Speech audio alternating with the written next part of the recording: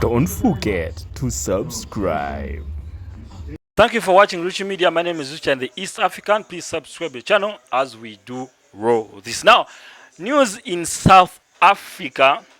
The economic crisis is real.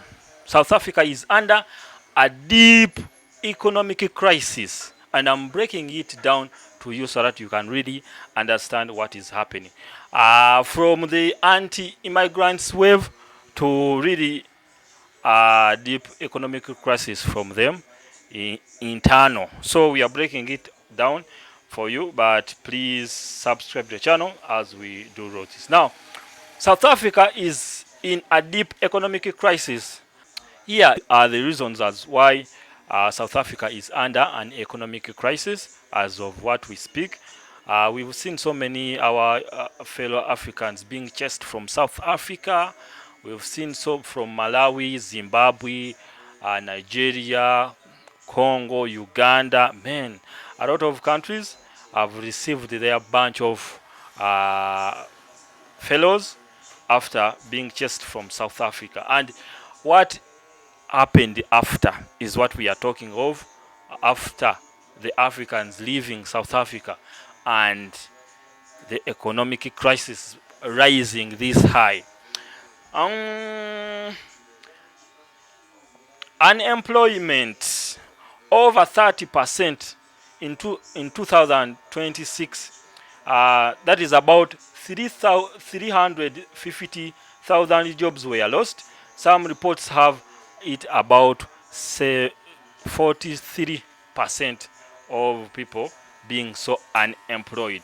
In June 30th, 2026, undocumented migrants were told to leave. Protests, violence, looting of foreign owned shops, and at least 2,743 foreigners repatriated in 1 week. As of what we speak now, 2,745 foreigners have so far been repatriated back to their countries in just a space of 1 week. Over 100,000 deported in 2 years. More than 1,500 Malawians, Zimbabweans, Mozambique, Nigeria, Ethiopia, Uganda, and other parts of Africa's countries. So experts warn punishing immigrants could cost South Africa a hit. Business gap. Migrants run many shops, constructions, agriculture, domestic work. Removing them has economic consequences. You see, foreigners, the Malawians, Nigerians, Uganda, and all other and all the other Africans in South Africa have been so crucial in terms of economic development, social economic development, because they involved themselves in agriculture. They were businessmen and women. They have been in construction, and removing them in South Africa has an economic consequence, because we saw and we have heard that South Africans, naturally, they are not workaholic.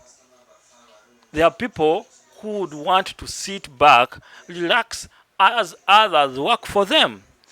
So if they are going to run the country where they are not workaholics, they are hitting what we call an economic crisis. Price increase and business vacuum in a township region. Business groups warn of xenophobia backlash. South Africa companies like MTN, Shoprite, Stabic Bank or operate across Africa and could face retaliation.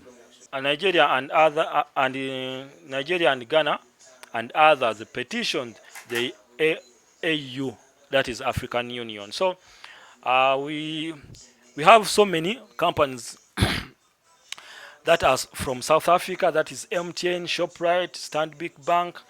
They are facing a tough problem in the countries that they operate from.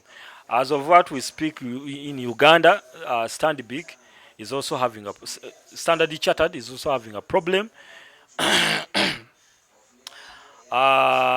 MTN in Uganda, for it is working very well, and Shoprite closed long time ago. So we are seeing companies and businesses from South Africa that are across the continent are closing, or even they are going to face what we call an economic crisis. Because how would you think an African from another country would come to buy or do business with such a company, South Africa? So those companies, the international companies of South Africa, are going to face a tough problem. South Africa has been a true destination of business, but it is standing a chance to lose AGOA trade benefits.